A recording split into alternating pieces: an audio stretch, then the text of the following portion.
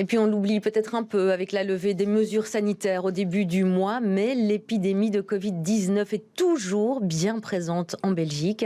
Le nombre de nouvelles contaminations connaît même une franche augmentation ces derniers jours, principalement en Flandre, mais également à Bruxelles. Grégory Yenko, bonjour. Bonjour Fanny. Est-ce que cette tendance est inquiétante aujourd'hui ? C'est vrai qu'on peut s'en étonner en voyant la large baisse qu'on a connue depuis le pic de la 5e vague le 25 janvier dernier, mais depuis une semaine, on a cette remontée des cas. C'est notamment dû à la levée des mesures sanitaires, même si le port du masque est toujours recommandé. On a vu que beaucoup de monde, malgré tout, était heureux de l'enlever, mais malgré tout, du coup, l'épidémie continue. Le nombre de cas augmente ainsi de 30% sur la moyenne des 7 derniers jours en Belgique. À Bruxelles, on a une hausse plus faible, autour de 12%, mais on voit que le taux de reproduction du virus est repassé au-dessus de 1, ce qui signifie que l'épidémie progresse.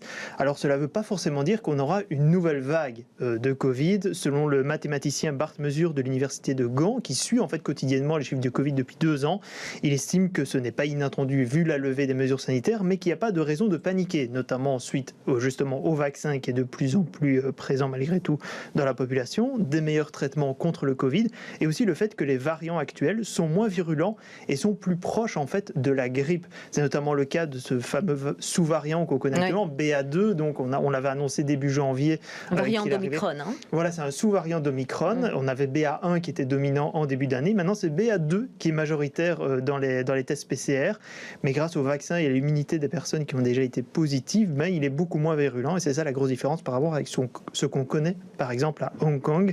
Selon l'épidémiologiste Yves Kopiters, en fait, tant que cette souche circule, on peut être rassuré, mais il dit attention à un éventuel variant qui puisse arriver. Alors ça c'est pour les contaminations, et concernant les hospitalisations, on remarque aussi une hausse, mais alors est-ce qu'on risque aussi une saturation ? Est-ce qu'elle est aussi franche qu'avant ? Alors ça, on a toujours un petit retard entre les contaminations et les hospitalisations. On évalue ça à plus ou moins 2 semaines.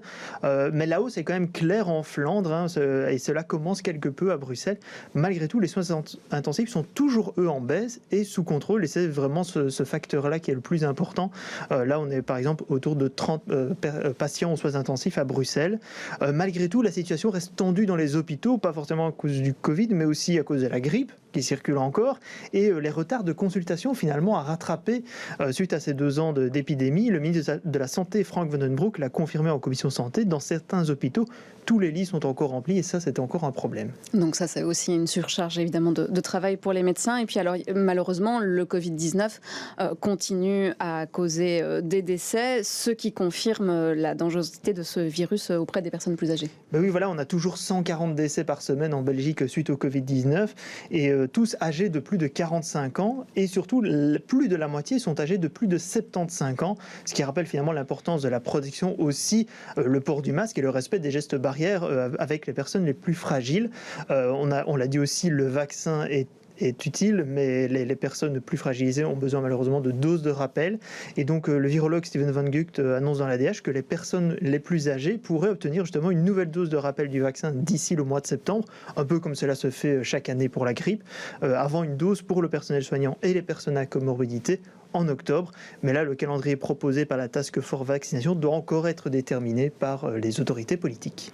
Merci beaucoup Grégory Yenko d'avoir fait le point sur ces chiffres donc en augmentation, ces chiffres de contamination, d'hospitalisation donc concernant cette épidémie de Covid-19.